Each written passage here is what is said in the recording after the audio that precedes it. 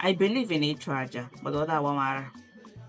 Once in a year, I can offer a sacrifice once or twice, and I follow Odinaani the way it's supposed to be followed, which is Imara Chigi, Imara Gugi, Imara Chigi. Finish. Imara Mwabe Nagi na Mwabu Negi. You visit them, you engage with them, you form a relationship, a friendship with them. I'm not going to them because I want them to give me heaven and earth. I just go there with Oji. Neomo, this is like a form of greeting when you meet an elderly woman or an elderly man. Neomo, mother, it is me. I greet you and we sit and but I just visit them saying, now, but I beg you. If I have something that's bugging me, I could say, okay, please help me to gain this thing. And I go back to my work.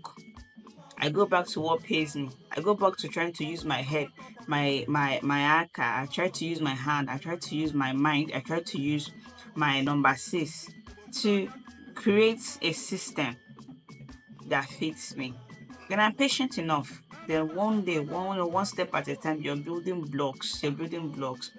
But one thing one thing my dear friend I'm also know. Aja, Ajale, Ajale, or say anything. When a sacrifice decays, it will rise up, which is it is another it's a euphorism to anything worth gaining takes time.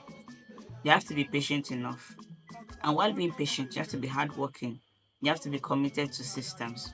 So these things are the context that most of egwu a na-agụ, most of ndị dibịa maọbụ ndị na-ekwu maka ọdịnala adịghị provide this context. I'm lucky that people who train or people that I listen to, they were able to counsel me to, take it easy. Life will go step by step. Ordinary ego. It is not a means for you to make money. It is a way for you to be aligned with your ancestors and to grow with things around in your natural environment and to grow. Growth is the steady thing. And sometimes this growth is not just about the physical self, but the growth of the consciousness, your aka.